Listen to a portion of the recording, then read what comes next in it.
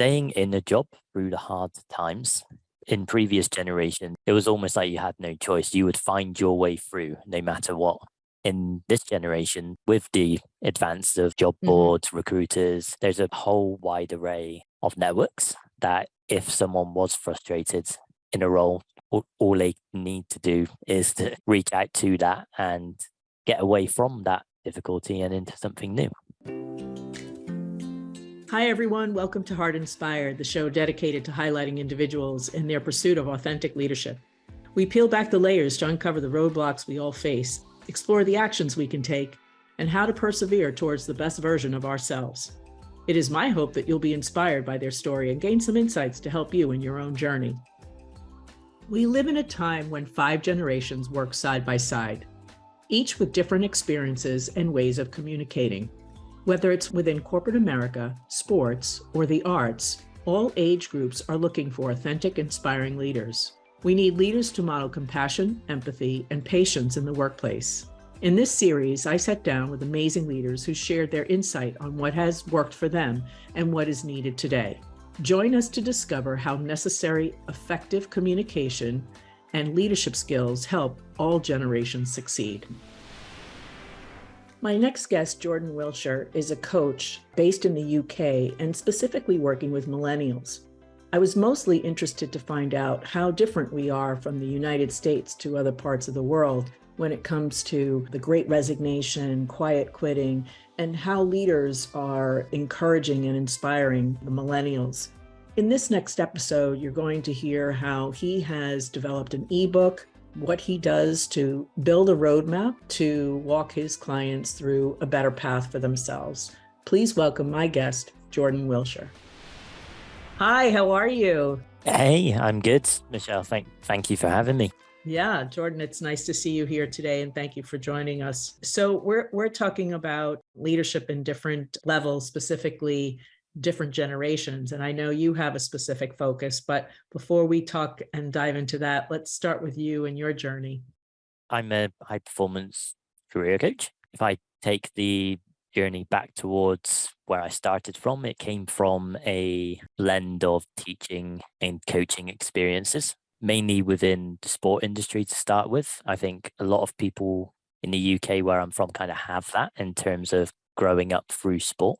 So it was a natural kind of progression for me to kind of go into. I always had that ability, I think, just to listen, and it kind of suited well naturally to go into different experiences. And actually it became my passion through doing it, in the sense of doing coaching and realizing actually people are coming back to me for a start for a different advice. That's always good. It's always a good social proof Yeah, that you're doing something right. In terms of my journey through there, it's been moving on from sport up until what I'm doing now is come through different challenges throughout the pandemic in terms of building almost like a different brand for a different audience. And that's been part of the fun, really, in terms of just actually getting up close, impersonal with millennials like myself and actually finding out a lot of the things I went through. So have they. So it's nice to be able to see and give back that assistance to them. And what do you see has changed in the career path for that age group? Biggest thing I've noticed is there certainly is with the instant kind of gratification era that we've grown up in, staying in a job through the hard times. In previous generations, it was almost like you had no choice. You would find your way through no matter what. In this generation, with the advance of like LinkedIn or things like that, job boards, recruiters, there's a whole wide array of networks that if someone was frustrated in a role, all they need to do, like putting it very, very simply, is to reach out to that and get away from that difficulty and into something new.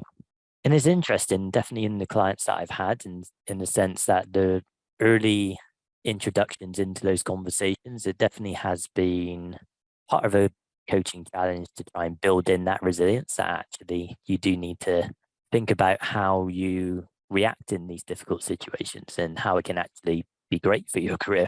instead. Yeah, it seems like what's happening where you are is the same here. It doesn't matter where you sit. Yeah. The same challenges exist. What's the tenure like? You know, we talk about great resignation and quiet quitting and things like that. What do you see that's happening over there where you are? I definitely say the biggest kind of problem that I see is definitely that millennials kind of who stay in a role maybe for max a year, 2 years. And I find that very interesting because, and it's only going through it myself, actually staying in a company for a longer period than that, that actually the real kind of lessons and appreciations Mm, come from that longer term in the role. And part of that solution is trying to actually think about, okay, what is it that you can learn from this experience rather than running away from it? And I think that has been a challenge, definitely in the UK, definitely yeah. from the experiences I've had where people have got a CV that if you look at a span of it across 2, 3 years, that there's maybe 3 or 4 different jobs on there, which necessarily isn't a problem in isolation. But if that trend continues, employers' perspective and business perspective will take a look at that person on a blank view. Like we've both spoken to recruiters in the sense that they only get maybe 30 seconds or so to really glance Yeah. and get If a that. profile of a person, if that, because of Yeah. the amount of applications that are going around right now. Yeah. So it's a case of actually that could be more Yeah. detrimental for the longer term career development. And that's definitely kind of where we are on that scale. And do you see that the ones who are leaving or bouncing, who are you're working with, are they going for more advancement or lateral moves? It's interesting. They always try and aim for higher roles. And there's a lot of pushback initially. I would From say whom? from initial kind of clients normally come to me because they've struggled to take that step from A to B. Oh, So okay. it's a case of they've been in this situation where they may have been in this job for like a year or two and maybe maximized everything that they could. However, taking that step up to actually present themselves on a Mm-hmm. CV and a cover letter to a position of higher responsibility or income has been the challenge. Other times it's actually building that body of work to demonstrate that you can handle that higher Yeah. responsibility. And that's kind of where I do my work with these people, is to identify what are the gray areas between A to B and Yeah. really making it visible so that when they do go for these positions in the future, that there is something tangible that the recruiter or the employer can see. So give us some of the takeaways that you may give some of your clients today. First thing, I'd always meet them where they are. I Mhm. think that's so important in terms of everyone kind of has a different journey Mhm. towards getting to the point that they are, with different viewpoints, experiences, opinions, lifestyles, maybe luck of the draw of where they're born, things like that. So it all kind of comes down to what that person has there right now. And we leverage it because the first main takeaway from what I do with people is sometimes the very best thing that you can do is be authentic.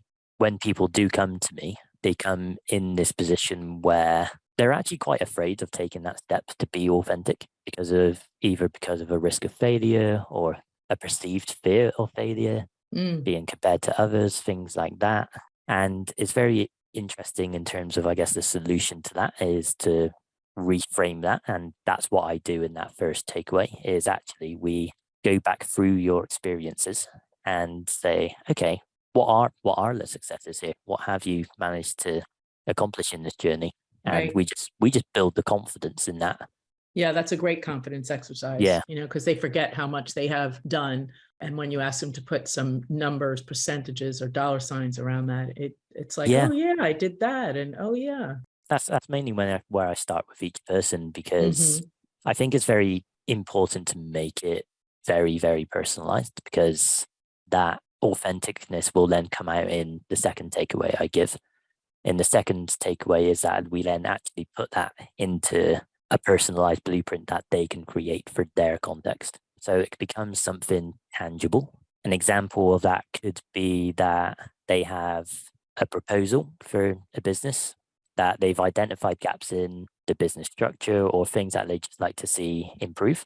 a small example of that would be putting together a proposal that could then be put onto the business to increase their visibility and things like that.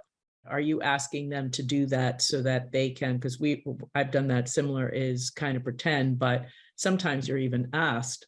I have a client who was asked to do this exercise using Excel, and I'm sure they were testing her Excel and other things, but are you doing that so that they then give themselves more visibility while they're applying? Yeah, the visibility for applying is a big part of it. Second is to do something like gaining higher responsibility in the income, you often need to stand out.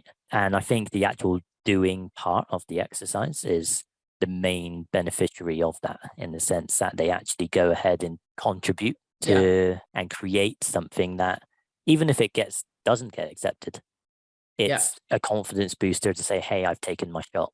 If they're applying someplace, if they're not sitting in the company doing that exercise for the company, but if they're applying someplace, that information can just be swapped out, maybe tweaked. It's highly adaptable. Yeah. Right. Exactly. A lot of the concepts that you often do find in one role can be transferred to another. And sometimes it takes a coach to understand and point that out. And so when you're doing that, where are they getting that information? Because I could just see somebody feeling lost. Well, how do I even create that? Where do I start? Often, to be honest, we just start with a blank piece of paper and we present. The main tip that I give this person is 10 minutes, write every single idea that you can think of down, regardless if it's good or bad. Write it down, get it on paper. And from there, what we do is then we have that coaching session where we start to look at these ideas. What ones point out to you the most? What things are you more curious about?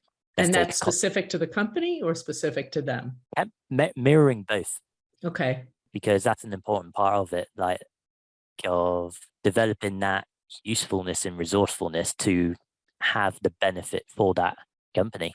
Because one of the other takeaways, within the same point of the second takeaway, is often the people that I've worked with have been frustrated in their role, but they haven't necessarily made the best of it, in the sense of they haven't actually maximized absolutely everything. They're just making an assumption that nothing's working for them. Where if that social proof then comes through this exercise, then that points us to takeaway 3, in the sense that, we've got these experiences. Now let's see what you actually want to go into and go from there. There's a saying, I've read it, it was brought up to me once. I thought it was pretty clever. And then I've read it and heard it a couple of times. Do you have 10 years of experience, or do you have one experience 10 times?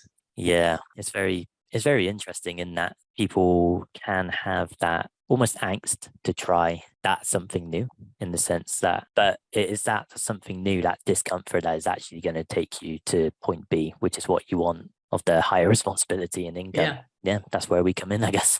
Yeah, exactly. Can you share a little bit more about your freebie book that talks about the blueprint for millennials and the program? The ebook that I've currently got at the minute is talking about, if you're in a position as a millennial, one of the pain points is, as an individual, you do kind of look inwards and work within yourself. What the ebook gives you is the opportunity to develop a system which can then allow you to make almost micro goals towards your destination, really. And it's just an introduction package to that. Ultimately starts to then form the very early foundations of what my personalized peak performance blueprint course is like. And if anybody wants to actually go through and speak to me about that experience or anything that we've talked through today, they can book in a call via www.jordanwilshire.com, and you then be able to book in a call and we can have that discussion and go from there.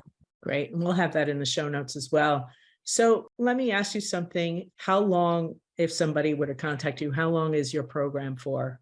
At the moment, I've traditionally done it for anywhere between 8 to 12 weeks, mainly because the focus that I have on that course is to maximize the current opportunity that they're in.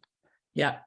So I look at the first almost like quarter of the year. If we look at it in business terms, I look at that first quarter to really understand and maximize where they are. From there, once we get to kind of the 8 to 12 week mark, it may become apparent that actually they can progress in that company or they would like to take a step elsewhere. And then it becomes the relationships I've then had become longer term in the sense that we keep that communication going via accountability workshops. We make sure that we're in regular contact over what kind of careers they want to go for, what kind of tips they can have on their CV, what experiences they want to maximize. And it kind of continues from there, in which they grow into almost like a mini little tribe that I have aftercare, and then they then help each other from there.